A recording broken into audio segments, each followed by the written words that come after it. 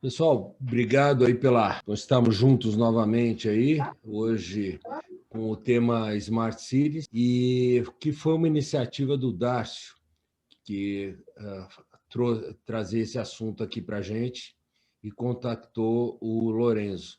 Então, Darcio, já que você liderou o processo aí, que tal você apresentar o Lorenzo para a turma?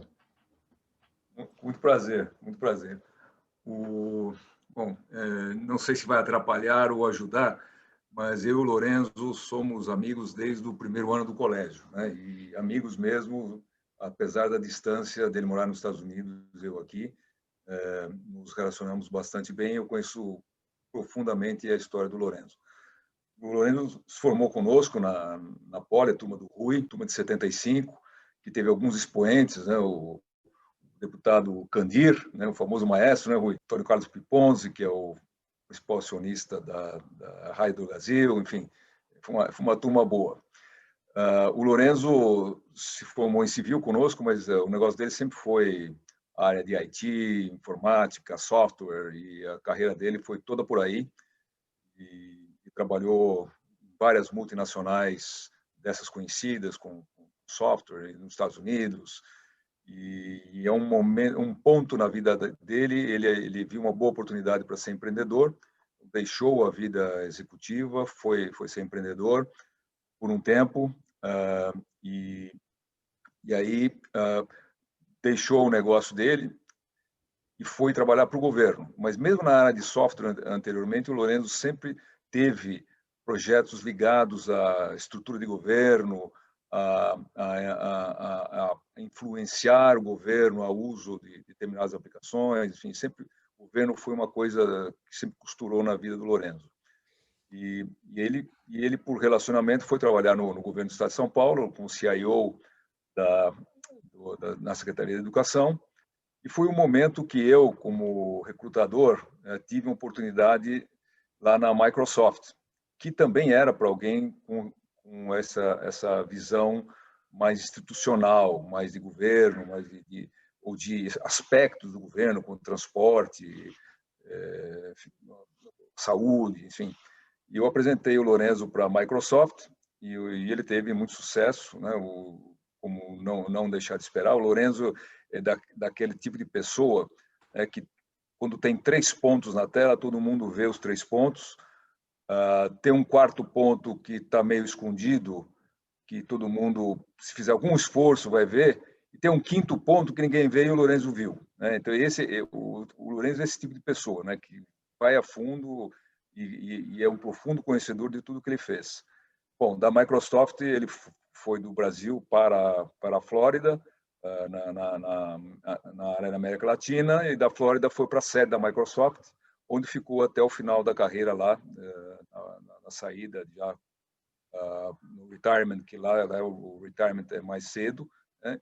E de lá ele se juntou com um grupo de consultores, todos eles com certo background, né, nessa vida institucional, e hoje o Lorenzo está ligado ao Smart Cities, né, que é um assunto predominantemente de IT, inteligência artificial e tudo que você imagina, envolvido numa gestão de cidade inteligente, e que fazem projetos em todos os países, menos nos Estados Unidos, porque há um financiamento americano para projetos fora dos Estados Unidos, né? São órgãos institucionais, né, de financiamento.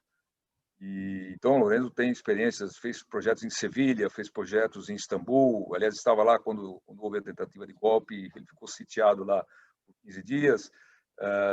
E projetos em várias outras cidades, e o último projeto que ele vai fazer ainda é em Hanoi. Já está certo, porém não há ainda uma data por conta do Covid e da permissão de entrada lá no Vietnã. Bom, essa é uma pequena apresentação do Lorenzo, e agora, por favor, Lorenzo, tome a palavra e vou ficar aqui sentadinho. Obrigado, Edácio. Eu não sabia que eu sabia tanto assim. Bom, primeiro agradeço o convite de vocês, e bom aí rever os colegas, eu conheço alguns aí da lista, né? Outros não estão conhecendo hoje, obrigado. Mas a ideia hoje dessa minha fala aqui é falar um pouco dessa história de cidades inteligentes, né? Deixa eu tentar compartilhar a tela, ver se vai funcionar aqui, que eu andei mexendo um pouco nas minhas coisas, ver se vai dar certo, vocês me avisem aí. Estão vendo a tela? Perfeito, pode seguir. Pode seguir. Ok, bom, então, a ideia, né, é falar um pouco para vocês da Poliange sobre tendências e oportunidades nesse tema de Smart Cities, né? Como o Darcy falou, eu sou também da Politécnico, de 75, a gente se formou junto com o Rui, né, o Socan e outros, e estou envolvido basicamente desde 2010, quando a Microsoft decidiu que essa era uma área, eu estava na Microsoft ainda como executivo, era uma área importante para investir em termos de tecnologia, e a gente criou toda uma linha estratégica de negócios para Smart Cities. Aí gostei do tema, eu já vinha me envolvido na área de governo há um bom tempo, e foi o caminho que eu acabei tomando desde lá, né? De 2010 até hoje, são mais de 10 anos aí nessa história. Mas a pergunta, né, que o pessoal sempre me faz quando eu começo a falar de Smart City, a pergunta comum é, afinal, o que é uma Smart City, né? Como é que a gente define uma Smart City? E, na verdade, Smart City é um conceito bastante complexo e heterogêneo, porque ele envolve uma série de funções, uma série de finalidades, uma série de ideias distintas, né? E existem centenas de definições de Smart City pelo mundo. Em 2019, no comecinho de 2019, eu apresentei um trabalho para o Congresso das Nações Unidas, e uma das coisas que a gente fez nesse trabalho foi analisar mais de 120 definições de Smart Cities que existiam pelo mundo, né? E criamos uma nuvem de palavras tal, e algumas se ressaltam nessa história, né? Quer dizer, Smart City envolve tecnologia, envolve cidades conectadas, envolve desenvolvimento, sustentabilidade, enfim, existe um conjunto de áreas, de tópicos específicos, mas as definições são muito múltiplas e amplas. A que particular tem sido mais adotada, e é a que eu gosto mais, é a da ITU, da International Telecommunication Unit, né?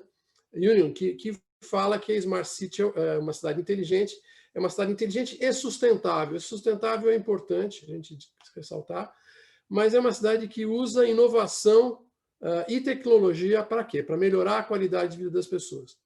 Então, o conceito é esse: como é que a gente pode usar inovação e tecnologia? Sendo que inovação não necessariamente implica em tecnologia, né? Mas tecnologia a gente fala aqui de TIC. Para melhorar, portanto, a condição de vida da cidade, melhorar a eficiência da operação da cidade, né? E não esquecer que a gente tem que usar isso também para promover o desenvolvimento sustentável da cidade, desenvolvimento econômico, geração de negócio, geração de emprego, geração de recursos, né? Sem esquecer, obviamente, os aspectos que constituem uma cidade, o aspecto urbanístico, cultural e ambiental. Não adianta destruir uma cidade para fazê-la mais eficiente e não levar a lugar nenhum. Então, o conceito fundamental é esse: é inovar no espaço urbano para melhorar a qualidade de vida. E o que está por trás disso é que a cidade inteligente não é um objetivo em si. Eu não quero chegar ali naquele lugar como cidade inteligente. A cidade inteligente é um processo de transformação e que envolve várias coisas, né? Mas o principal é que a gente tem que entender que, do ponto de vista do gestor público, ele deve entender que a cidade inteligente é uma nova forma de governar. Como a gente tem que entender esse processo. Para quê? Para que a gente possa aumentar a capacidade da administração pública na prestação dos serviços públicos, ou seja, melhorar o que a gente já faz hoje em dia, como gestor público, né? Melhorar a qualidade de vida do cidadão, melhorando a condição de vida, sei lá, dando mais escola, melhores parques, melhor educação, melhor serviço de saúde, melhor assistência, melhor transporte público. Promover a participação do cidadão no governo, quer dizer, trazer para a gestão pública a opinião do cidadão. Isso, fala, bom, a gente já tem democracia para fazer isso. É verdade, mas a gente tem hoje, a tecnologia nos permite hoje outros processos para conseguir fazer isso, né? Na Europa está se usando muito hoje o conceito de fazer essa promoção até com mini eleições online, né, para tomar certas decisões. O Brasil adotou alguns anos atrás, no Rio Grande do Sul, o conceito de orçamento participativo. Tudo isso a gente tenta envolver usando o quê? Usando tecnologia para facilitar esse processo, né? Outra coisa que está se fazendo muito, a Holanda está bastante avançada nisso, fazer análise do sentimento do cidadão. Através das mensagens que circulam nos meios sociais, hoje, usando alguns algoritmos de inteligência artificial, você consegue capturar isso aí e entender o que a cidade está pensando, o que o cidadão está pensando sobre o que acontece na cidade e sobre aquilo que ele quer para a cidade dele, né? E se o gestor público for inteligente, ele vai poder usar isso no seu próprio benefício, né? Utilizar essa informação para poder gerir melhor a cidade e oferecer para o cidadão aquilo que ele precisa. E, obviamente, né, no ponto de tudo, desenvolver a sustentabilidade da cidade, melhorando a atividade econômica, né?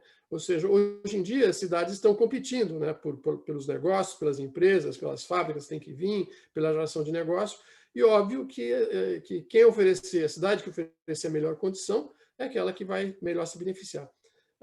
Uma pergunta que me faziam no mundo inteiro quando eu viajava pela Microsoft é a seguinte: como é que eu faço para transformar minha região no novo Vale do Silício? Não é uma ação em particular, mas é um conjunto de fenômenos, né, que a gente tem que levar em consideração para poder melhorar a atratividade da cidade, né? Clima, educação, segurança, qualidade de vida, enfim, várias coisas que têm que ser encaradas. Portanto, o processo de cidade inteligente é essa nova forma de governar que vai permitir essa posição de ter cidades com melhores capacidades. O mercado mundial, para falar um pouquinho mais na parte que talvez interesse diretamente a vocês, sabe, bom, afinal, o que significa isso, né, em termos de valor, né? Bom, os números são difíceis até um pouco de entender, porque a definição do próprio conceito de inteligente é muito ampla. Então, dependendo da definição que a gente vai utilizar, os números que a gente vai entender em termos de mercado são muito diferentes. E aquilo que a gente vai incluir dentro da cidade. Mas, de qualquer maneira, números explicativos, se a gente olhar esse mercado no mundo inteiro, ele é um mercado gigantesco. É um mercado de muitos trilhões de dólares, né, para os próximos anos. Basicamente composto de tecnologias, né? E isso aqui o pessoal olha muito esse número em termos de produto. O que eu posso vender de produto, né, para fazer uma cidade inteligente? Então, são números muito grandes. No Brasil, eu tentei procurar números, não achei nada de interessante, mas a gente poderia derivar que, talvez, desses números globais, a gente consiga falar do Brasil em torno de 5% desse mercado global. O Brasil tem mais de 5 mil municípios, né, que são mercados específicos para cidades inteligentes, e a gente vai ver que o tamanho da cidade não é importante. Às vezes, as cidades pequenas podem facilmente conseguir recursos para fazer soluções e implementar soluções. Então, cidade pequena não é um empecilho para adotar a cidade inteligente. O problema é que a gente tem que adotar inovação, né? E de onde que vem o conceito de inovação? A inovação está muito ligada à cidade desde a sua formação. E a gente começa, teoricamente, quando a gente fala de inovação, a gente fala do penta-hélice. A gente começou esse processo uns anos atrás, ainda era o hélice triplo da inovação, passou para o hélice quádruplo, agora inventaram o penta-hélice, né? Em que, para você ter inovação, você precisa envolver os principais atores que estão no meio urbano, numa cidade, por exemplo, né, ou numa região. Onde está o cidadão, está o governo, né, o cidadão que vai se beneficiar da inovação, o governo que vai investir para promover ou, eventualmente, adquirir a inovação, a universidade que vai desenvolver, a empresa que vai fabricar e vender, e o meio ambiente que vai suportar todo esse processo de desenvolvimento da inovação. E tudo isso está na cidade. Quer dizer, inovação e desenvolvimento de inovação fundamentalmente está numa cidade, e quem vai usar a inovação também é a cidade, nesse meio de cidade inteligente. Mas eu quero contar um pouquinho como é que foi essa evolução da cidade inteligente, né, em termos de história, começando um pouco de um termo um pouquinho mais antigo, que a gente chama de governo eletrônico, que começou nos anos 70, na verdade, no Brasil começou no fim dos anos 70, comecinho dos anos 80, começou basicamente quando a gente queria o governo queria resolver problemas de melhorar a sua gestão, e a primeira coisa que queria melhorar era imposto, né? Mas a evolução de governo também é a evolução da própria cidade, né? Eu acho que vocês conhecem isso aqui em São Paulo, né? Sabem o que é isso aí? Isso é o Santa Ifigênia, Vila do Santa Ifigênia, lá no século passado, né? 2 séculos atrás, basicamente. Isso que é hoje, quer dizer, a evolução da cidade muda, E o governo eletrônico muda também, ele começou de uma determinada maneira, ele começou, como a gente chamava, de governo 1.0, hoje a gente chama, na época não se chamava, né? Chamava só governo eletrônico, mas o conceito do governo eletrônico é um governo que funciona bem, que usa a tecnologia para se autogestionar. Então, você cria a solução de resolver o imposto de renda, a solução para resolver a nota fiscal eletrônica, a solução para resolver o sistema de controle de despacho da polícia, são sistemas de governo, né? E você inova nesses processos, né? E o teu recurso principal é TI. Você evolui isso daqui para o conceito de governo 2.0, que é o governo aberto, governo de plataforma aberta, em que os dados não pertencem mais ao governo, mas são dados da cidadania. Então, o governo ou a gestão coloca à disposição do cidadão o dado que ela tem. Então, hoje em dia, até tem lei no Brasil específica, a lei da transparência, que obriga que os gestores públicos disponibilizem informação pública para livre acesso.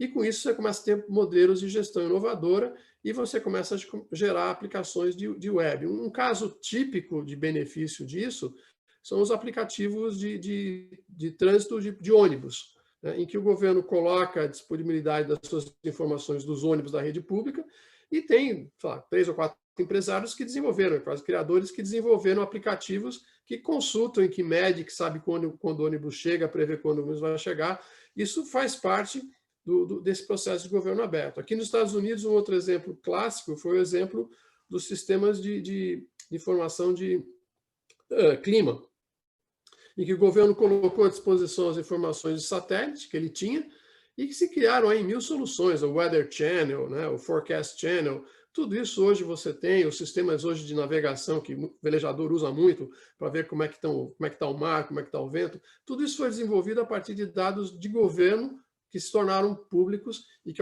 alguém criou soluções e que são comercializadas hoje. E a coisa evolui para o que a gente chama de governo 3.0, que é uma fase que a gente ainda está evoluindo, em que as decisões de governo não são mais somente políticas, mas elas têm que ser embasadas em evidências digitais, numéricas, né, baseadas em dados. E, obviamente, para isso você precisa de política inovadora. Não adianta a gente pensar em governo inovador se a gente está falando de uma lei de 25, 30 anos atrás, ou de um modelo constitucional, um modelo institucional de gestão antigo, né? Um dos grandes fatores que induziram Singapura a ser o que é que a agilidade da política pública no país é tremenda. Então, eles mudam política pública muito rapidamente lá, porque eles precisam, né? É a única forma que eles sobreviver. E o insumo principal para isso é você coletar dados. Daí começa o problema da cidade inteligente, porque a cidade inteligente, ao começar a utilizar dispositivos eletrônicos, começa a capturar dados, né? E essa evolução passa a ser natural. A cidade, o governo, né, eletrônico, ele passa, de certa forma, a convergir para aquilo que a gente vai chamar cidade inteligente. É uma passa, é um componente fundamental que derivou para essa gestão de governo específico para a cidade inteligente. Por quê? Porque, no fundo, a gente tem os mesmos participantes nesse processo. O cidadão é o mesmo, né? Seja do estado ou da cidade, mas ele vive na cidade, a solução é para ele da cidade.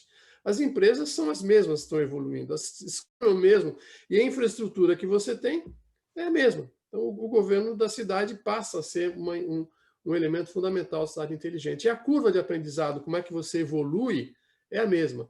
Então, para o gestor público que quer colocar uma cidade inteligente, aprender o passado do governo eletrônico é fundamental para ele não cometer os mesmos erros que cometeu 20, 30 anos atrás, quando a gente estava começando a fazer isso. Portanto, a evolução da Smart City é muito parecida, né? Ela começa com uma Smart City muito simples, aquela cidadezinha que funciona bem, que tem uma solução eletrônica, por exemplo, a coleta de lixo funciona bem, o sistema de iluminação pública é todo automatizado, o sistema de gestão de estacionamento de ruas está automatizado e funciona por câmera, você vê no teu celular onde pode parar, mas ele tem que evoluir, assim como o governo eletrônico, para o nível 2, onde você começa a integrar essas soluções e você passa a ter uma cidade que é mais inclusiva e responde melhor aos anseios e às necessidades do cidadão. E você passa a ter as aplicações. Quando na outra você tinha o IoT, o dispositivo eletrônico de captura de dado, ou de ser um atuador num elemento da cidade, por exemplo, eu vou mudar a luz do farol. Eu faço isso através de um IoT, de um dispositivo desse tipo, através da rede. Ou eu vou, aqui em Miami, por exemplo, eu vou abrir a ponte. Posso automatizar esse processo e ter um atuador que sente se tem trânsito ou não, abre a ponte ou fecha a ponte. Ou um sensor de apagar incêndio. Tudo isso pode ser feito. E a evolução se dá, no fim, quando a cidade Smart City passa para o nível mais avançado, que é chamada cidade que pensa. É uma cidade que passa a ter gestão autônoma.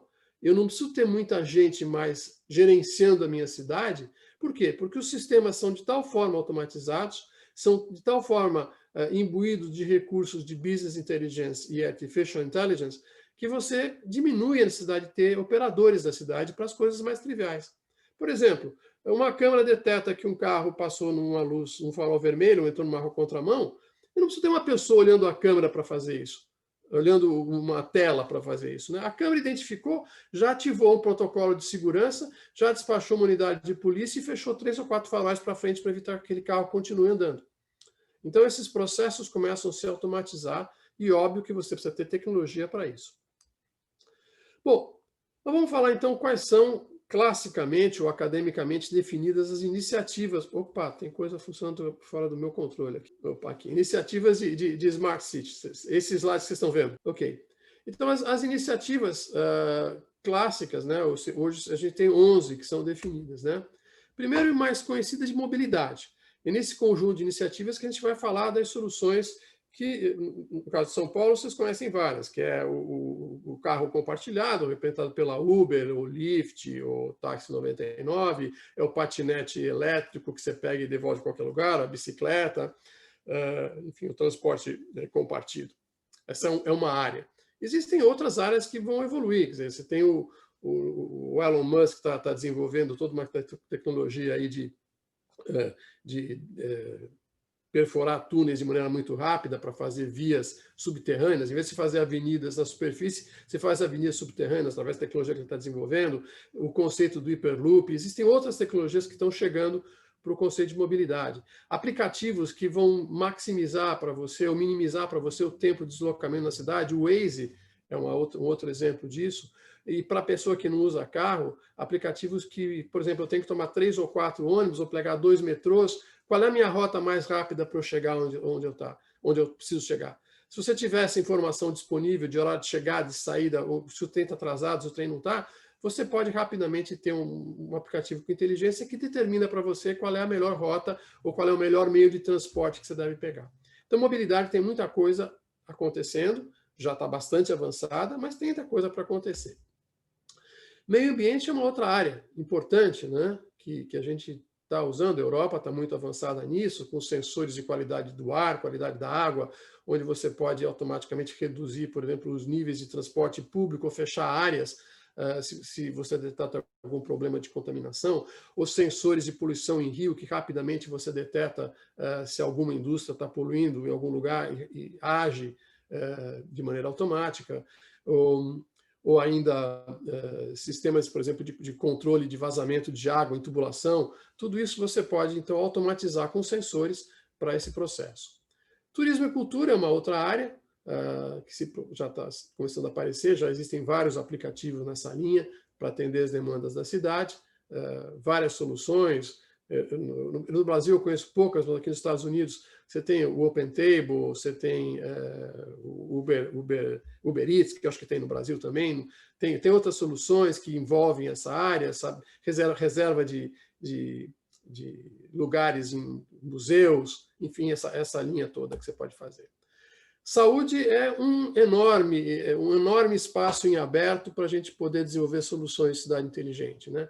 Já é uma coisa mais antiga, voltado para a cidade inteligente, ou mesmo para governo eletrônico, com sistemas de registro automático de paciente, para você ter um registro único, onde você tem a solução, tem a informação do teu paciente disponível em qualquer lugar, você sabe o que ele tomou, o que ele não tomou, qual é o procedimento, o que deve ser feito, tudo isso pode ser colocado. E existem outros aplicativos aí na área de saúde, existem soluções hoje voltadas para soluções da área cardíaca, da área de diabetes, com aplicativos em celulares, todos esses voltados e integrados com a cidade para uma atenção. Um caso eventual, né? Alguém sofreu um ataque cardíaco, está sozinho, o sensor detectou, já chamou a ambulância que está ligada no hospital, tudo isso integrado. A área de resíduos é uma área também bastante importante, que vai desde a área de coleta de resíduos, onde você pode otimizar, por exemplo, a rota de coleta de tambores de lixo, né? Através de caminhões e de containers, ou tambores de lixo que têm sensores que medem a quantidade de lixo naquele sensor. Ou, por exemplo, aqui nos Estados Unidos se usa muito os dumpsters, né, que são uns containers grandes para você colocar dejeto de obra, por exemplo. Você pode ter lá dentro um sensor que mede como é que está aquele container, e quando está começando a chegar no topo do container, já vem um caminhão recolher aquele, colher cheio e deixar o vazio, e leva embora. Então, se otimiza o fluxo, diminui o trânsito na cidade, tudo isso. Além do tratamento efetivo de resíduos, né? Tem uma tecnologia aí que foi patrocinada pelo Bill Gates, né, que pega todo o cherume, né, do lixo, bota na maquininha lá, gira a manivela e sai água pura do outro lado. Isso é um processo fantástico, já está desenvolvido e está se tentando instalar isso em algumas cidades por aí para aproveitar lixo, não só na parte energética, mas na parte ambiental.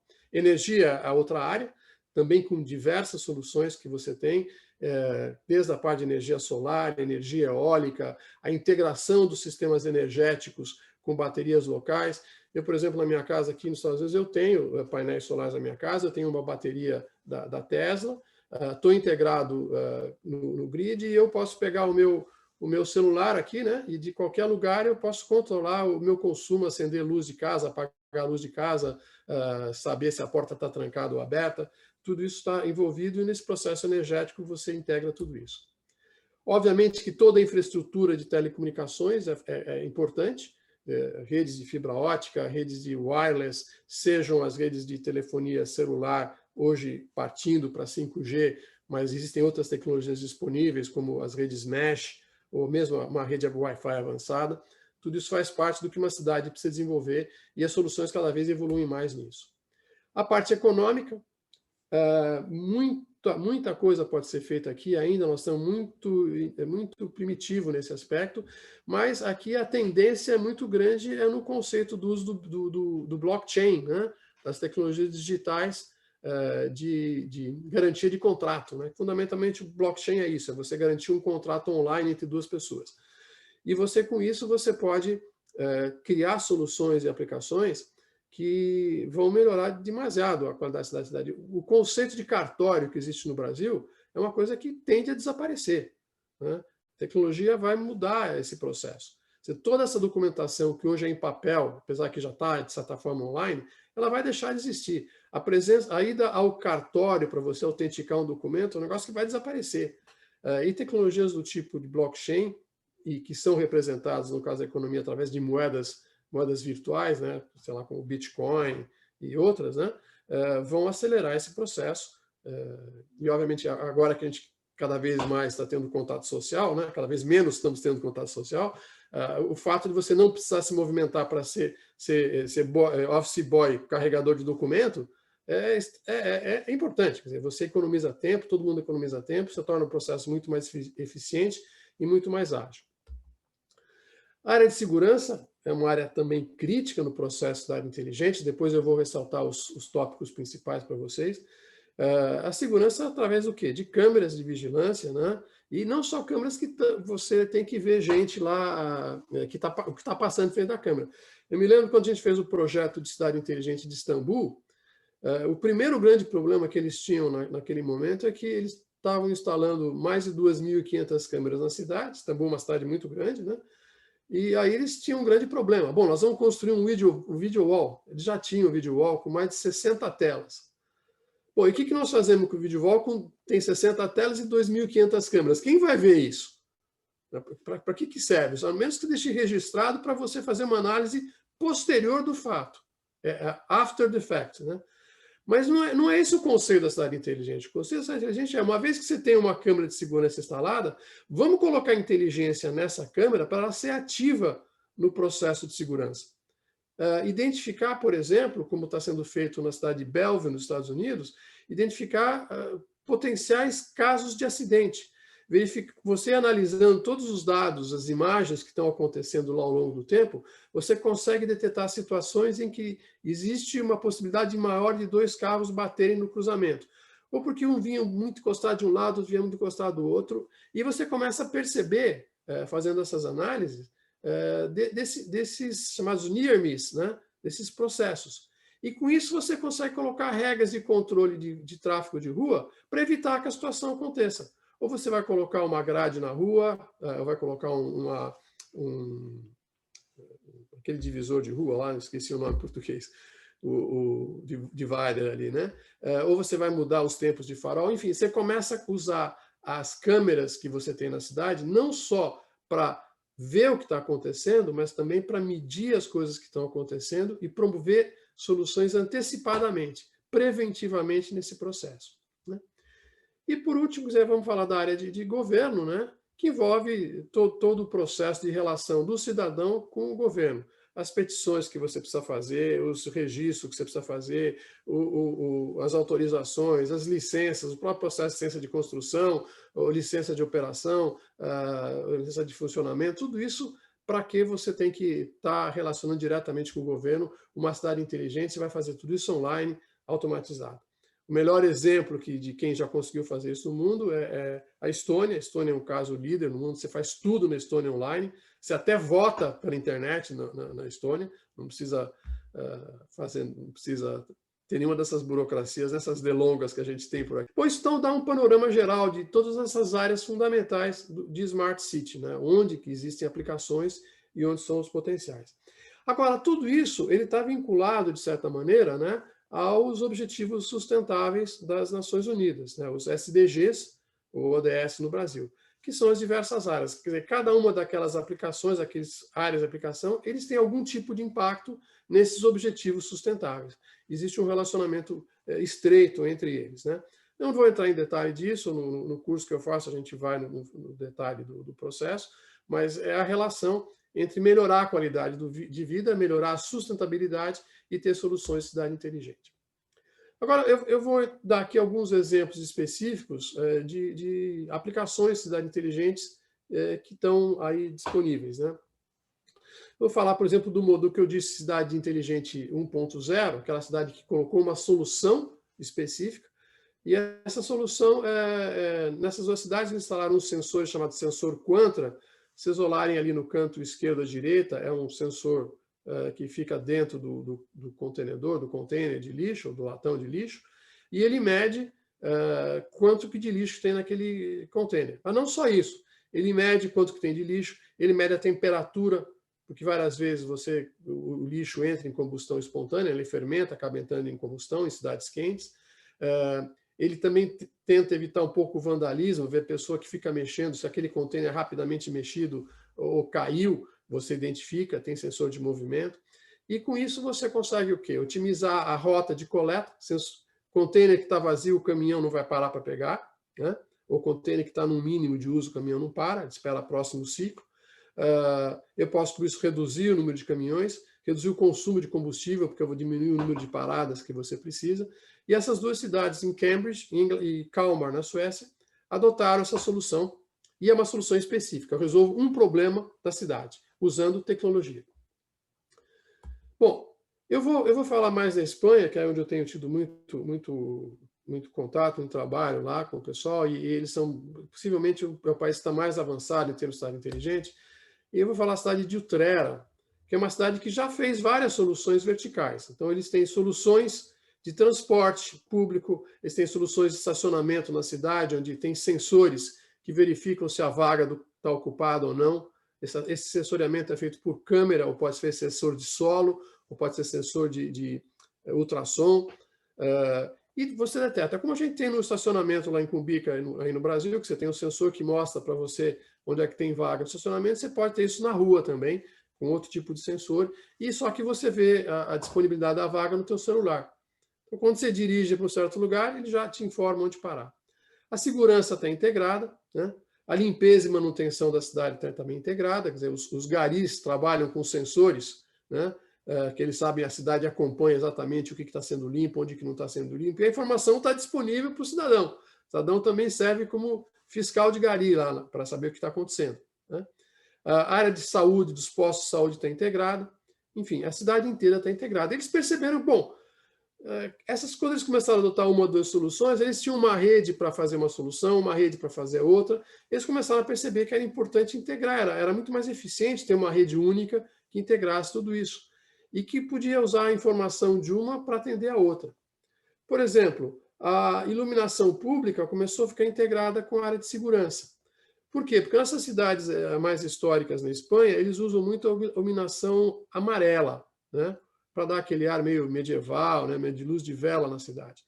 Então, se de noite tem um acidente, a luz amarela não tem baixa intensidade. O que eles adotaram? Uma solução que, quando existe um acidente na cidade, na posição, a luz se converte em uma luz inteligente e automaticamente ela se converte em branca de alta intensidade.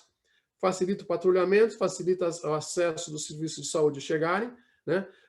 Automaticamente as pessoas, a instrução é se afastar daquelas áreas, e você consegue, então, dar um atendimento. Então, já é uma cidade que começa a integrar e começa a responder usando soluções integradas umas nas outras. Mas vamos falar de Sevilha, que é onde eu passei mais tempo no trabalho, esse projeto aí de, mais tarde, usando inteligência artificial para suportar decisões autônomas na cidade. Eu falei rapidamente do que estava sendo feito lá no comecinho, mas Sevilha adotou esse processo de ter iluminação inteligente na cidade, integrado com câmeras de segurança que fazem a detecção do que acontece. Eu não preciso ter ninguém olhando a câmera em Sevilha para saber que tem gente na rua, para onde é que eles estão caminhando, se o carro está andando na mão ou na contramão. Tudo isso é feito de maneira automática. O ser humano só vai entrar quando a inteligência da câmera detectar que tem alguma coisa de irregular naquela câmera e vai ativar, portanto, o processo de segurança.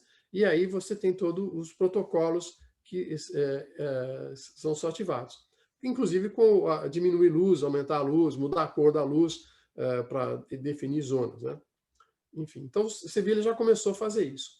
Mas o maior desafio de Sevilha foi esse projeto que a gente começou 3 anos atrás, que era o projeto da Semana Santa. Por que esse projeto era complicado para Sevilha? Porque Sevilha é uma cidade que tem 4 milhões de habitantes, e nessa Semana Santa, em função das famosas procissões católicas lá da cidade, eles recebem 1 milhão de visitantes. A população aumenta 25% em uma semana. Então, hotel para todo mundo, restaurante para todo mundo, as ruas estão cheias praticamente 24 horas por dia. E a possibilidade, não só a possibilidade, mas o que acontecia muito, que nesses aglomeramentos, aconteciam acidentes preocupantes. Havia, às vezes, uma briga lá no meio da multidão, aquele começava o pessoal a debandar, correr, pisoteamentos, era um problema sério para a cidade.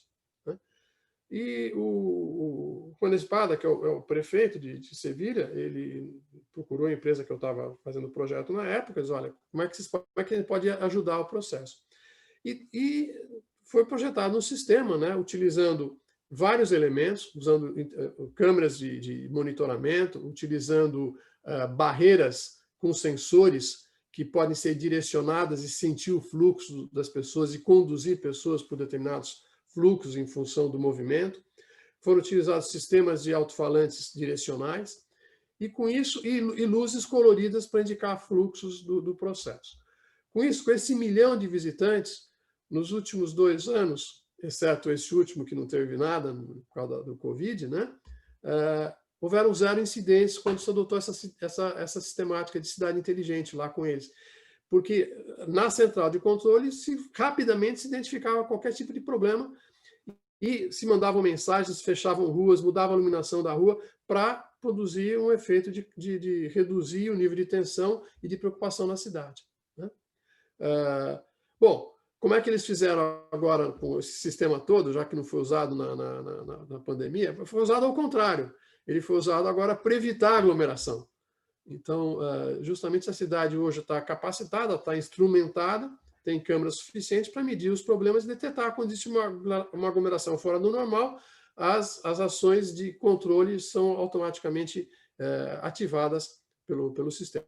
Usou esse mesmo sistema, então, agora para ajudar no processo de controle da pandemia. Bom, como outro exemplo inteligente, né, só aqui na área, esse sistema de Sevilha, ele integra todas essas funções. A gente chama lá do City Brain, né? É o sistema que mostra o que está acontecendo.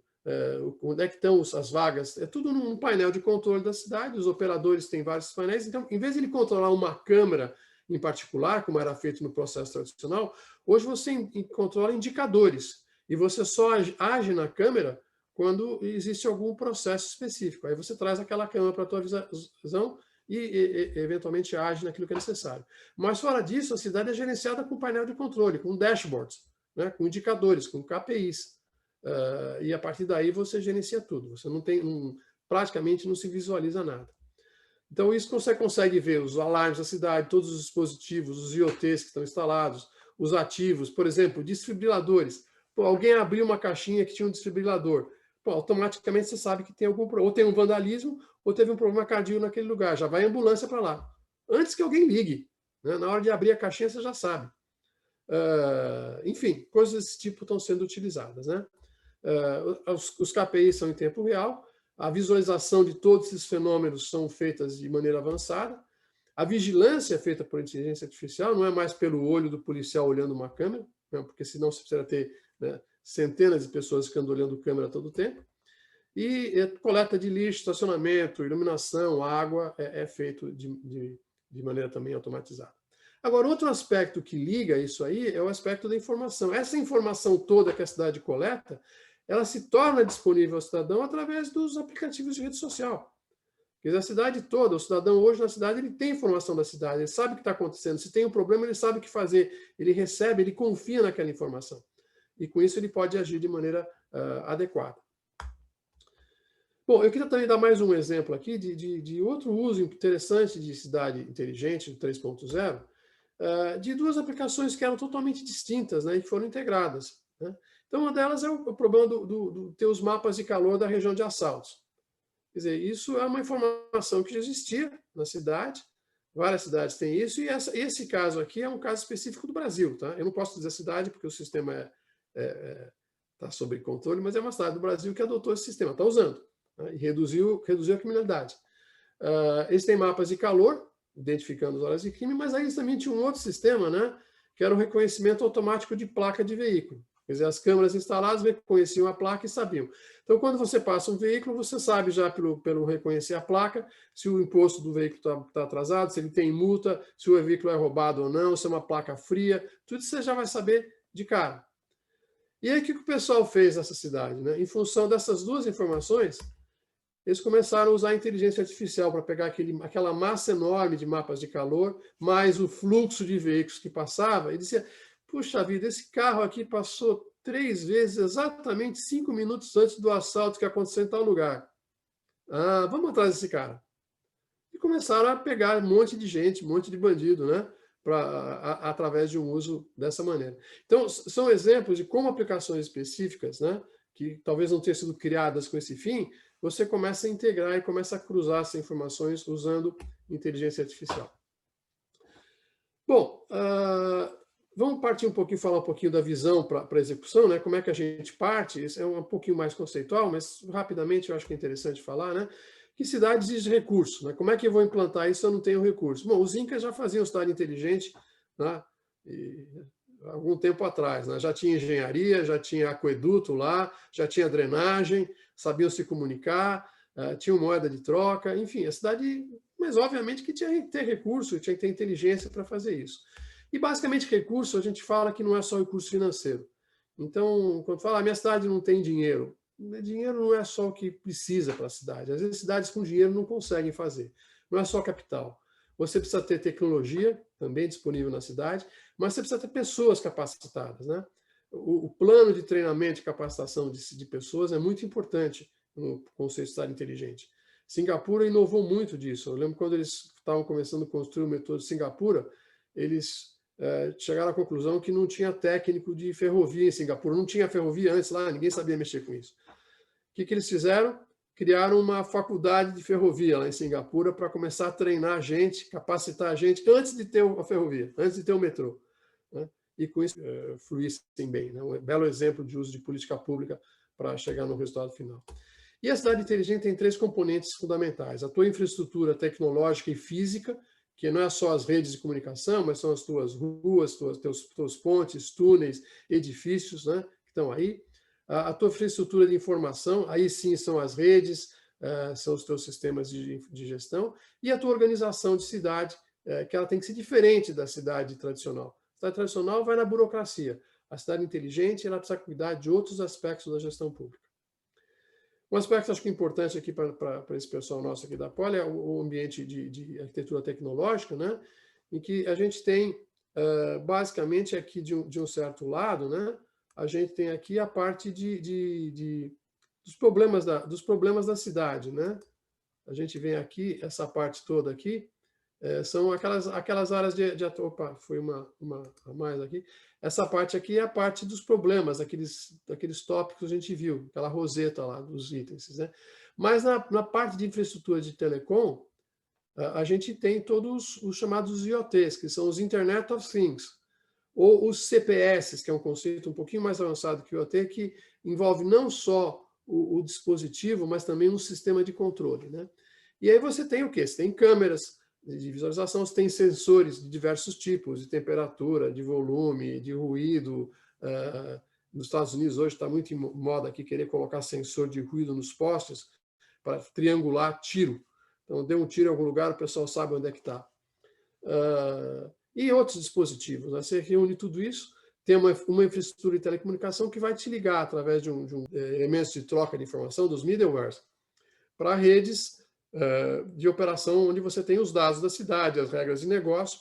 Tudo isso opera através da nuvem, e você tem que ter duas coisas fundamentais, que são as aplicações de usuário, e aqui tem uma oportunidade muito grande de soluções a serem feitas para a cidade inteligente a nível de telefonia celular, e através de APIs abertas, são interfaces padronizadas em que terceiros podem construir essas aplicações. Então, veja, onde a gente vê muita possibilidade de se fazer coisas na cidade inteligente é nesta área aqui de aplicações de usuários e no desenvolvimento de soluções de OTCPS, que vão atender às demandas que a gente tem desse lado de cá, né? Então, aqui tem milhares de problemas. Alguém, às vezes, tem uma ideia. Teve uma molecada lá do Rio de Janeiro que desenvolveu sensor para bueiro. Então, eles medem, por exemplo, se o bueiro está sujo, está entupido, e antes que o negócio inunde porque estava entupido, ele já detectou aquilo, a cidade pode ir lá fazer a limpeza. Então, às vezes, são soluções que aparecem, né, de problemas que a gente não imaginou, mas, sei lá, a molecada, às vezes, consegue detectar isso, criar uma solução, criar um IoT, criar um aplicativo, e você passa a ter uma solução que vai incorporar dentro da cidade inteligente, né? Então, essas são as duas áreas que a gente vê com muito promissora no processo aí de desenvolvimento, essas aplicações e os sensores, né, do que como fazer. As tendências na área de Smart City, né? Hoje Smart City não é só para grande cidade, Smart City é para pequena cidade, e, aliás, quem mais pode se beneficiar com cidade inteligente são as pequenas cidades, porque podem alavancar os seus processos de maneira muito fácil, né? Muito rápida, e reduzir seus custos de maneira grande. É o foco no cidadão, quer dizer, as soluções tentar cada vez mais atender ao cidadão com as cidades específicas. Ter processos cada vez mais intuitivos, nada de complexidade para fazer a coisa. Para que preencher 10 formulários, se você pode fazer isso numa tela de notebook, ou numa tela de celular? E ter a interoperabilidade dinâmica. Um grande problema que a gente tem ainda é que, quando se cria esses dispositivos de hardware por aí, cada um cria o seu dispositivo com o seu protocolo de comunicação, com o seu conector, com o seu software de gestão. Cara, isso tem que acabar. Hoje você pega seu telefone celular, você vai na Espanha, põe um chip, ele funciona. Você vai em Angola, troca o chip, ele funciona. A tecnologia tem que partir para essa tendência de homogeneização. Eu não digo de padronização de standard, porque standard varia muito e é bom que varie, mas você ter processos que permitam essa conectividade, essa interoperabilidade muito rápida. Isso é fundamental. Além disso, né, o aumento da transparência, quer dizer, os dados estão cada vez mais disponíveis e devem ser cada vez melhores e mais abertos para que todos possamos controlar o que está acontecendo. Uma tendência fundamental é transformar as operações da cidade de CAPEX para OPEX. Quer dizer, as cidades não têm mais condição de investir nessa total infraestrutura que é necessária, o custo é muito grande, e, portanto, aqui entra muito os conceitos de PPP, de parceria público-privada, para que esse processo possa ser realizado. Existem modelos de negócio muito grandes, bem feitos na Europa, que são chamados as ESCO, que são as empresas de serviços de energia,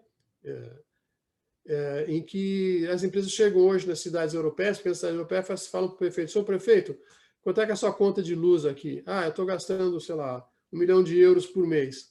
Então faz o seguinte: o senhor me paga 900 mil euros por mês, eu transformo toda a sua rede elétrica na cidade, opero a manutenção para você, e só que eu fico, a receita da energia dessa conta fica comigo e você ainda economiza.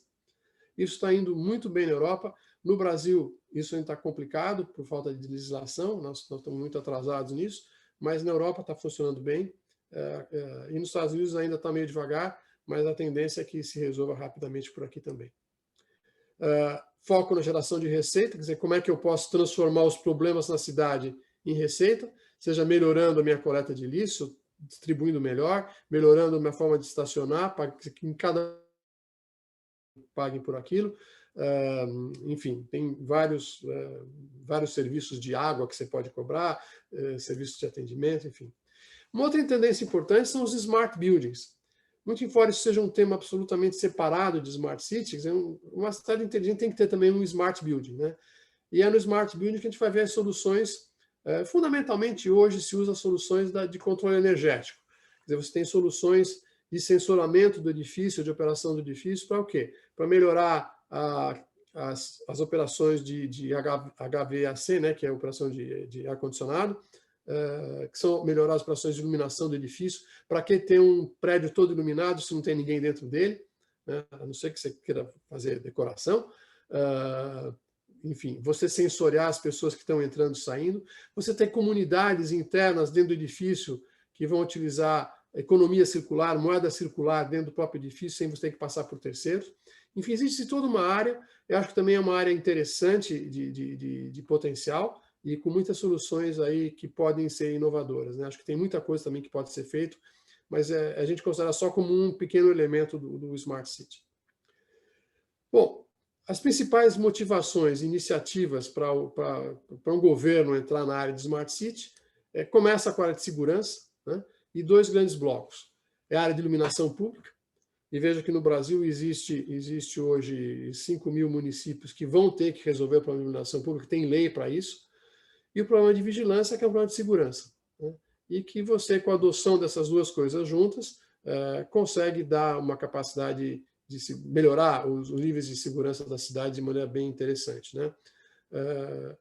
É um processo complicado, traz muita dor de cabeça em todo esse elemento, mas são áreas que você está vendo, estou vendo muito no mundo inteiro essas duas áreas entrar, e eu acho que no Brasil também é uma área que deve cada vez mais ser importante aí, né? Se mexer. O outro aspecto, que é um aspecto que é já muito por exigência do cidadão, é melhorar a qualidade de vida, né? E isso em dois tópicos específicos, no tópico de mobilidade urbana, e a gente já falou hoje das bicicletas aí compartilhadas, hoje tem aqui até carrinho desses de transporte de incapacitados, né? Eletrizados para você compartilhar na cidade, e também na parte de economia de tempo no transporte público, né? Soluções como o Waze ajudaram muito, mas o que a gente quer, no fundo, é evitar a necessidade de ter esse congestionamento. O teletrabalho que veio em função da pandemia é um exemplo típico de coisa que a gente pode fazer. Eu escrevi um artigo em março falando disso, falando que os ganhos de eficiência que a gente vai ter em função com essa redução de transporte, desses congestionamentos, a melhoria de qualidade do ar, os ganhos de economia e a alavancagem que nós vamos ter vai ser enorme nos próximos anos. A nossa produtividade vai crescer muito. Empresas estão vendo hoje que não precisa ter escritórios gigantescos na Faria Lima, né? Se o pessoal pode trabalhar confortavelmente de casa e ser mais produtivo. Isso vai criar uma chamada descentralização das cidades, que é a grande tendência. Hoje de manhã eu estava conversando com o Inácio Alcalde, o urbanista que projetou a reforma de Bilbao, na Espanha, e nós estávamos falando exatamente disso, né? Das grandes megalópolis convertendo-se em núcleos de pequenas cidades dentro da grande cidade. É uma ideia que começou com a prefeita de Paris, chamada Paris 15 Minutos, né? Em que você criava uma cidade, dentro de Paris você cria núcleos de cidades em que tudo que você precisa na cidade está a 15 minutos do seu deslocamento possível, ou a pé ou de bicicleta. Paris é até uma cidade apropriada para isso, porque ele tem aqueles conceitos dos arrondissements, né, que facilitam um pouco a gestão, mas é um conceito que vai evoluir, e está se evoluindo. E a Europa está indo muito nesse sentido, né? A cidade dos 15 minutos. E o terceiro motivador para o governo entrar nesse processo é a própria eficiência da gestão pública, né? Através dos centros de controle e operação, que você vai integrar toda a cidade, como eu mostrei para vocês no caso de Sevilha, e também toda a gestão energética, né? Você vai transformar a cidade não só num consumidor de energia, mas num produtor de energia, né? Aqui em Orlando, onde eu moro, por exemplo, os prédios públicos hoje estão adotando energia solar, que aqui a insolação é muito grande, mas não só isso. A região de Orlando tem mais de 1.000 lagos em torno da região. Hoje já estão começando a colocar coletores de painéis solares nos lagos, né? Então você tem todo um processo hoje de coleta e troca de energia com as redes privadas, nesse processo gerando eficiências para a cidade. Ou seja, a cidade usa o espaço público para gerar um recurso, para gerar energia. Bom, eu acabo sempre a minha palestra com o famoso círculo virtuoso da Smart City, né? Acho que o Darcio já viu isso aqui, que começa com o cidadão, né? O cidadão é o primeiro elemento importante e que sem ele a gente não vai fazer Smart City. Mas o cidadão tem que ser inteligente e para isso ele tem que eleger um prefeito inteligente. Porque se não tivermos prefeito inteligente, nós não teremos um governo inteligente, muito menos a cidade inteligente, né? Então é o círculo virtuoso. A gente precisa começar, não precisamos só nós reclamarmos, né, de que a cidade não é boa. Nós precisamos agir também, aproveitar que existem oportunidades e gerar todo esse ciclo virtuoso de benefício, né? Bom, eu acho que o tempinho está por aí. Eu me estendi um pouco mais do que eu queria, falei muito. O sucesso da Smart City depende fundamentalmente de visão e liderança, saber para onde a gente quer ir e ter um líder, ou os líderes, né, que conduzam a esse processo, né? E, obviamente, ter vontade política, que é a fagulha, né, para incendiar esse motor todo. Bom, eu conto toda essa história no livro, né, do Smart City 3.0, que está aí, só está em inglês hoje, não tem ainda no Brasil. Se vocês quiserem ler, com gosto do texto. Então, o tempo, se tiver perguntas aí, deixo aberto aí para a nossa coordenação e passar as perguntas. Obrigado, pessoal. Obrigado aí. Muito obrigado, Lorenzo. Acho que foi bem interessante. Se quiser parar de compartilhar, aí o pessoal já fica à vontade para fazer perguntas para você. Você pode ver, tem algumas perguntas já no chat aí. Não sei se você quer já dar uma olhadinha e responder. Aqui, Isso. Lorenzo, vou ajudar você. Eu acho que é mais fácil. A gente começou aqui, acho que foi com a Luciane. Deixa eu só buscar aqui a pergunta dela. Agradeceu aí a apresentação, né? Ela falou aqui que o pessoal de cartório não está muito feliz com essa nova tecnologia, não? Há mais de 5 anos, o mercado brasileiro potencializa essas novas tecnologias de blockchain para este público. Como você avalia esse processo aqui? Olha, infelizmente, eu não moro no Brasil, eu não sei exatamente o que está acontecendo com isso, mas, sem dúvida, esse é um processo que vai acontecer. De certa forma, ele já aconteceu, alguns passos já aconteceram. Eu me lembro que a última vez que eu tive que ir para o Brasil pegar uma certidão de alguma coisa, ela já estava digitalizada, né? Não digitalizada no formato ideal, mas a imagem dela já estava digital, né? Então facilitava, não precisava abrir os livros, procurar naquele monte de papelada, os documentos antigos, a coisa já era emitida de maneira mais simples. Mas a coisa vai ter que evoluir, no processo maior, não tem jeito. Obviamente existem restrições legais para isso, que têm que ser superadas, e obviamente que existem as restrições, digamos, de defesa do nicho pessoal, né? Quer dizer, eu tenho um negócio e vou perder meu negócio por causa disso, né? Então, esse é um processo complicado, mas é um processo que a sociedade vai ter que discutir e ver o que vale a pena ou não, né? É um processo que não tem jeito. Aqui, por exemplo, cartório nos Estados Unidos não existe, um negócio que não existe. Aqui existe o Public Notary, aqui, né? Você faz o curso recebe teu carimbo e você vai no banco, o cara te carimba. Você vai na mercearia da esquina, o cara é public notary. Você vai no posto de gasolina, o cara é public notary. Né? E você não tem esse processo, né, complicado e dificultoso que tem no Brasil. Né? Então, é uma tendência que tem que ser. O blockchain vem ajudar muito nesse processo. Mas detalhes específicos que estão acontecendo no Brasil, eu não tenho como comentar. Perfeito. O pessoal que fez as perguntas, se quiser complementar, fica à vontade. Eu vou para a próxima aqui. O Dácio também parabenizou aí a apresentação.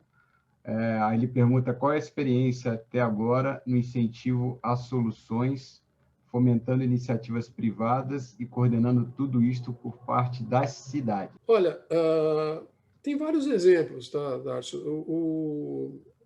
Tem certas cidades que se colocam hoje, por exemplo, como laboratórios de cidade inteligente. Então, Copenhague é uma,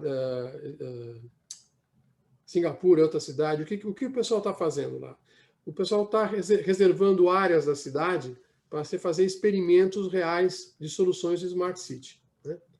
Então, qual é que é o compromisso? O compromisso é o seguinte, olha, eu te dou aqui o meu ambiente de teste real, né, escala 1:1, você vem aqui, desenvolve a tua tecnologia, eventualmente eu tenho até uma incubadora para você fazer isso aqui, você desenvolve, implementa esse negócio, e se a coisa funcionar, a cidade vai ter interesse em adotar para a cidade.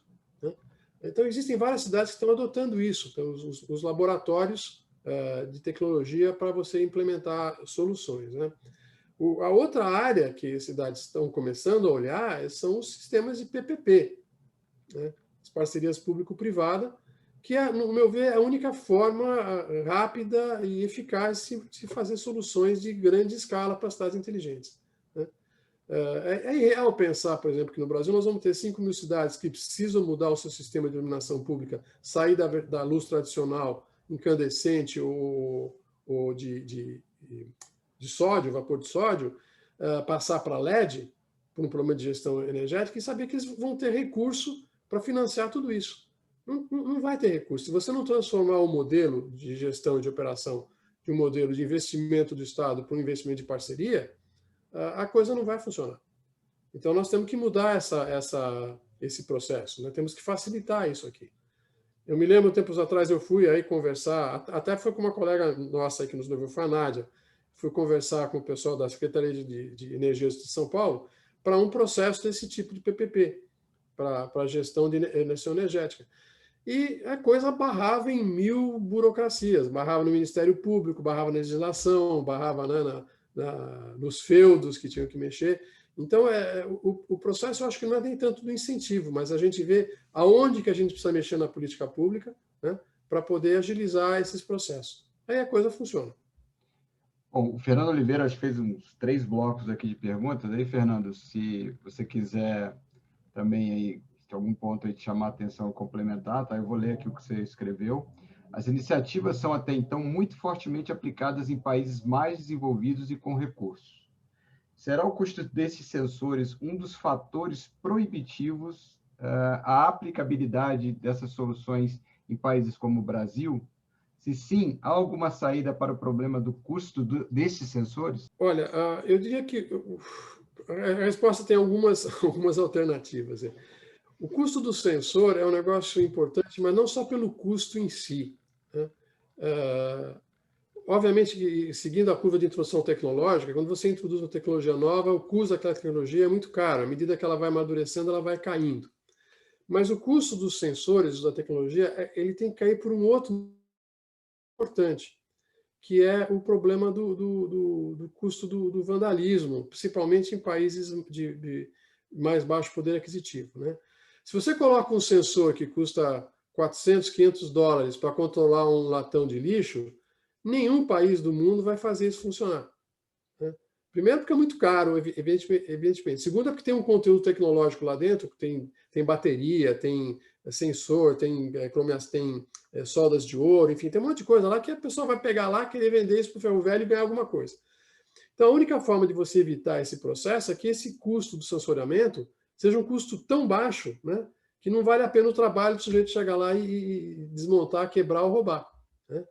Então, o problema do custo ele tem essas duas vertentes, né? Uma vertente de custo efetivo de implantação, mas também o custo de deixar o sensor tão barato que ele é praticamente descartável, que ninguém vai valer nada por ele, né? Mais ou menos como você tem os cartões magnéticos, né?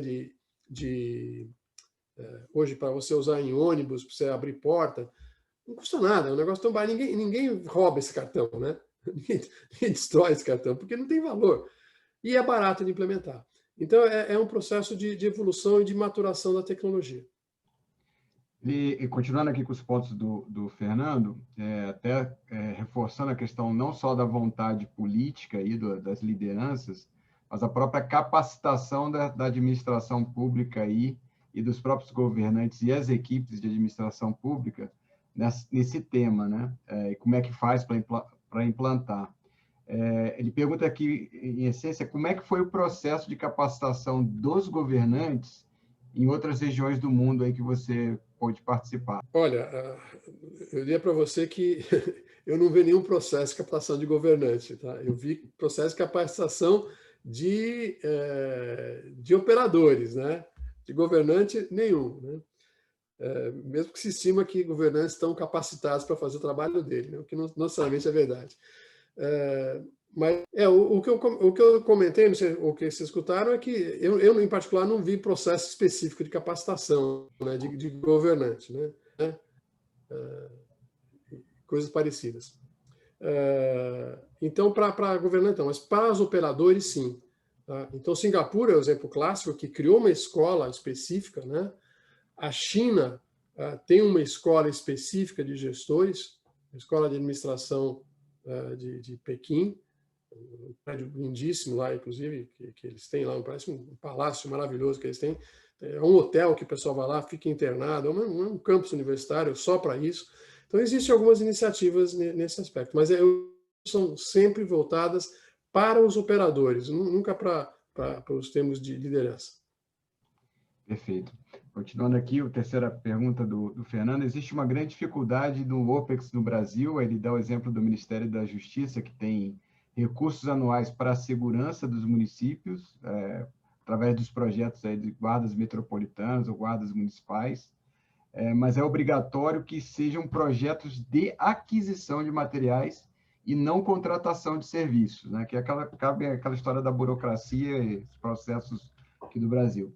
Como podemos auxiliar a administração pública a mudar esse paradigma e olhar no OPEX como uma opção mais viável?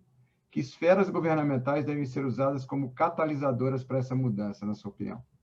Olha, é um processo complicado para tratar. Eu acho que aquela meu último círculo lá onde eu falo, gente, começa por ali, né? Temos que eleger as pessoas para poder mudar a gestão pública, poder mudar o tecido que nos consolida aí em termos de Estado, né, para poder gestionar o processo. Mas, obviamente, aí vão os lobbies, vão os cartórios, né, vão todos esses processos, tem que ser tratado em conjunto. É uma discussão do Estado, né? Como é que nós queremos ser? Não tem receita de bolo, né? É uma decisão coletiva, né? E ao mesmo tempo de ação individual. A Ling aqui, que é super especialista em China aqui no time que está aqui, fez até a apresentação sobre o tema com a gente. Ela pergunta se você tem outros exemplos aí, ou bons exemplos de Smart Cities, além das que você comentou. Olha, tem muito. A China tem muita coisa de Smart City, né? Nós fizemos um trabalho ainda quando eu estava na Microsoft, um trabalho em Nanquim, em que a gente colocou no projeto, tinha sensor para todos os veículos de Nanquim. E esses sensores, como se fosse o Sem Parar no Brasil, né? Só que era um sensor pequenininho. E para todos.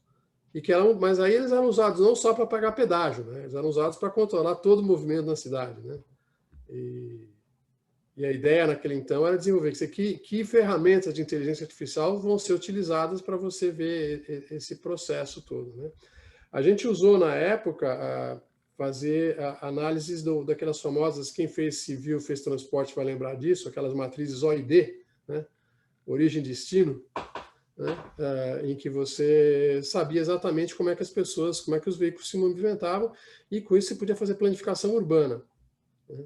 Então, esse é um exemplo de coisas que foi feito na China com informação real. Seattle também fez algo muito parecido, só que eles usaram telefone celular para fazer isso, não carro. Acompanhar o movimento dos celulares pela cidade, de maneira anônima, e saber exatamente, às 7 horas da manhã, as pessoas saiam de que lugar para qual lugar, né? Depois das 5 da tarde, de qual lugar para qual lugar.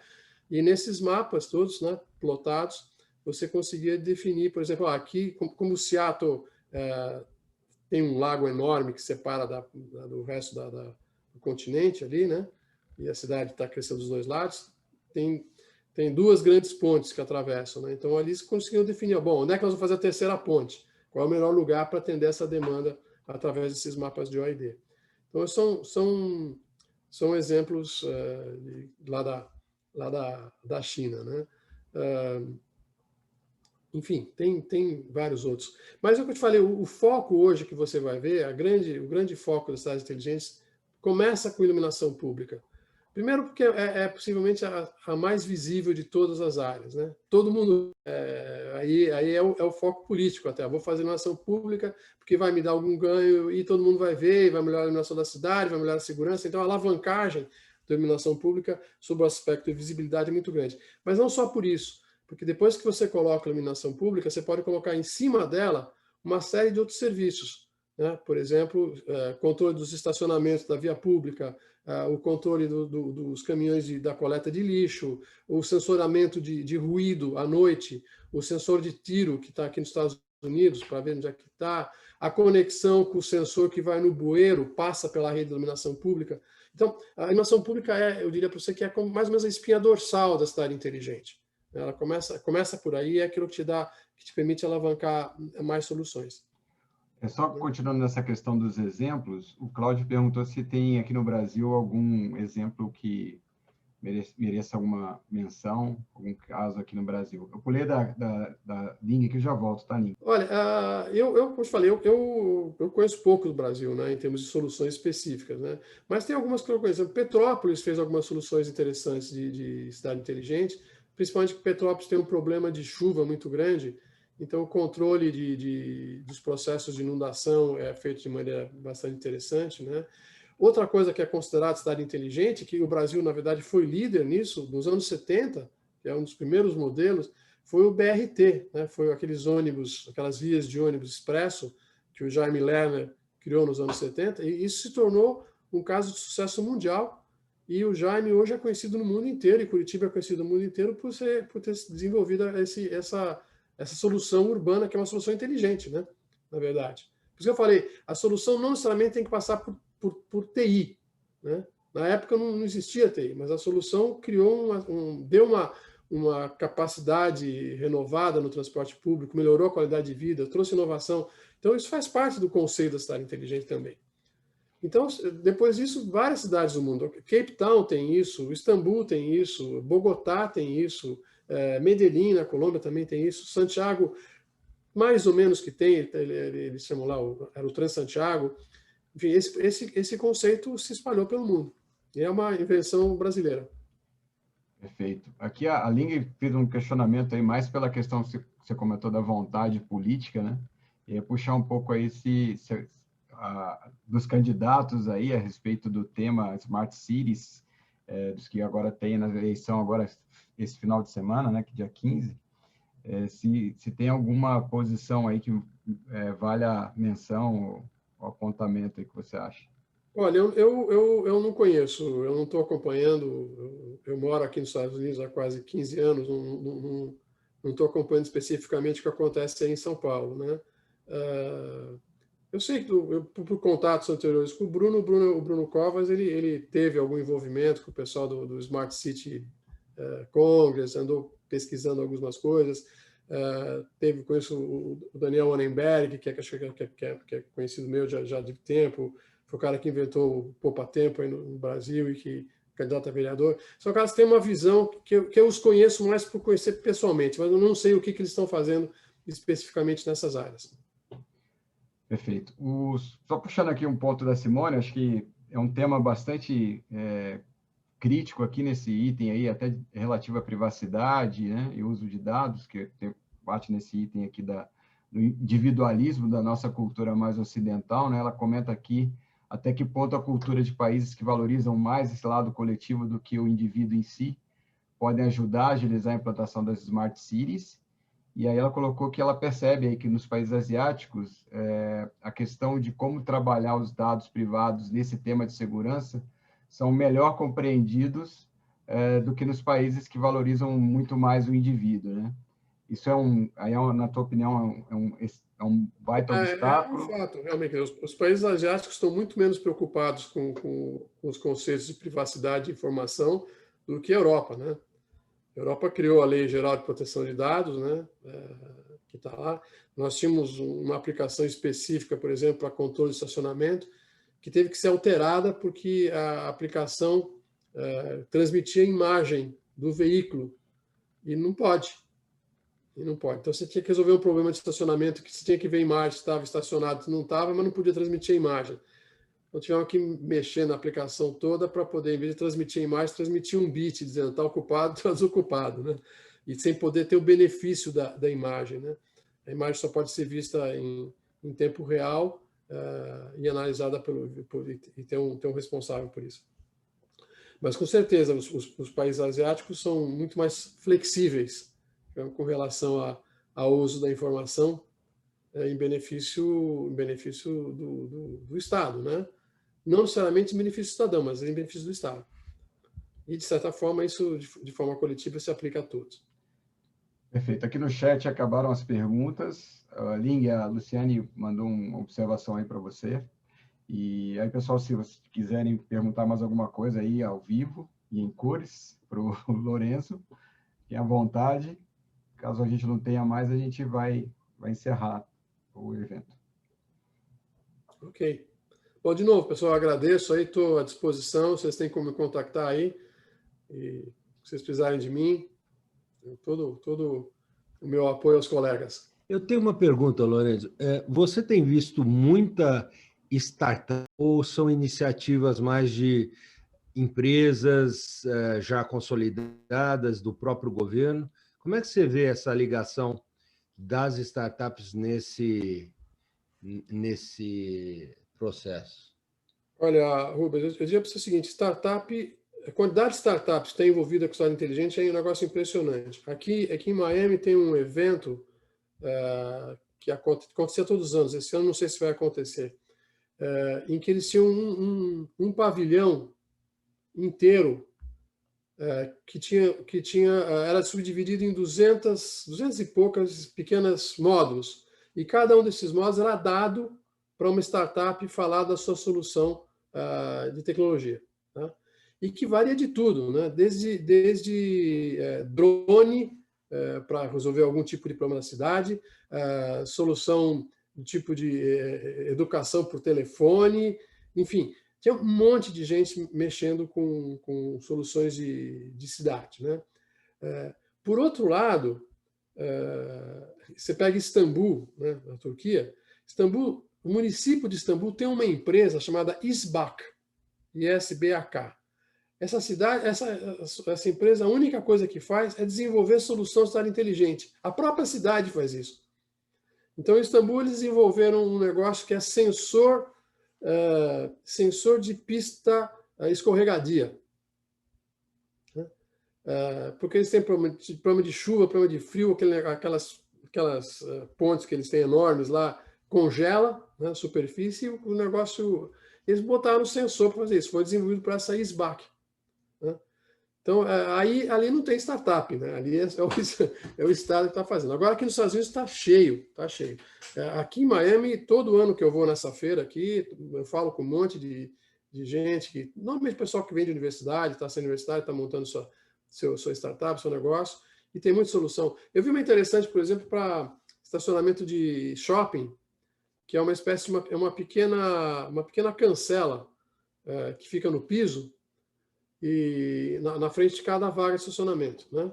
Então tem um controladorzinho nessa cancela, sobe, levanta ou desce, né? E ela fica sempre fechada.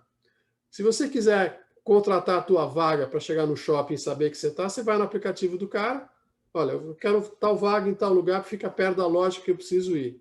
Ele levanta aquela barreira para você, fica te cobrando aquele espaço, e quando você chega, você dá o comando de liberar, ela baixa a barreira e você estaciona o carro. E, bom, Startup aqui de Miami fez isso. Essa é bem interessante, mas isso é uma aplicação, isso chama a minha outra pergunta, porque essa aplicação é legal, mas é uma aplicação de uma startup junto com uma empresa privada, né? Sim. Como é que funciona a interação da startup com o governo? Porque o governo é burocrático nesse negócio de fornecedores. Você tem que ter um programa especial no governo para facilitar a entrada das startups, porque todo aquele sistema de licitação, de cadastro e coisa e tal, é incompatível com uma startup conseguir trabalhar, né? Não vai. Você tem que fazer mecanismos especiais para fazer isso, né? Em São Paulo teve, eu não sei se ainda existe, um laboratório de mobilidade, né? Que era da Secretaria acho que de Transporte de São Paulo. Eles fizeram isso e eles tinham lá um recurso que eles disponibilizaram para contratar startups para fazer algumas soluções. Mas quando chega na hora do vamos ver mesmo, fica complicado, porque a legislação não permite. Nós temos um problema jurídico, um problema de política pública, que não permite fazer esse tipo de coisa. Não existe preferência para startup, né? Numa licitação. E aí você tem que começar a usar outros mecanismos, né? Usar definições técnicas na especificação técnica da licitação, fazer preço técnica, fazer outras coisas para poder gerenciar o processo, né? Eu não sei se... Nós temos as GovTechs, né? Que no Brasil ainda... Eu não sei se existe alguma diferenciação, eu não conheço, na questão de atuar com essas GovTechs, né? Que são exatamente para... O governo contrata, né, para a modernização Então, eu acredito que o início do Brasil seria esse, né? Talvez seria via essas GovTechs, mas eu não sei como é que se isso está sendo tratado de forma diferenciada ou se está junto com licitação normal, né? Eu desconheço esse tema em particular, né? Como é que ele funciona. Eu tenho a impressão, assim, pela leitura do que está acontecendo e as propostas que têm partido de todos os governadores, porque não tem dinheiro. Então, todos os governadores, me parece que estão interessados, governadores e prefeitos, né, estão interessados em fazer PPPs, de alguma forma, influenciar a mudança de legislação, é que quem vai entrar em serviço de governo não vão ser startups diretamente, mas uma vez aquilo sendo operado por uma empresa privada, com PPPs e contratos de longo prazo do governo, essas empresas, sim, essas vão buscar soluções de startups. Então, eu acho que vai ser uma solução indireta que vai ser fomentada por essa chegar no setor privado a prestar a OPEX e não a CAPEX, né, para o governo. Excelente, gente. Muito boa aí a explanação, as perguntas, o tema. Foi bastante rico aí. A gente vai deixar essa apresentação gravada, vamos deixar no nosso canal lá da Poly Angels lá no YouTube. Queria super agradecer aí ao Lourenço pela super aula aí que a gente teve. Foi espetacular. Obrigado mesmo, Lourenço, pelo tempo, disponibilidade e principalmente o conhecimento que você está compartilhando aqui com a gente. Agradecer ao Darcio aí, que ajudou a fazer essa ponte, né, com o Lourenço, que foi sensacional também. Muito obrigado aí. Temas como esse podem sugerir para a gente lá no grupo do C3, lá, né, de eventos de educação, que a gente sempre avalia para trazer mais conhecimento e compartilhamento para o grupo. Super obrigado. Obrigado a vocês, um abraço aí a todos. Obrigado, Lolo. Tchau. Obrigado, pessoal. Tudo de bom. Obrigado, gente. Uma boa noite. Boa noite. Boa noite.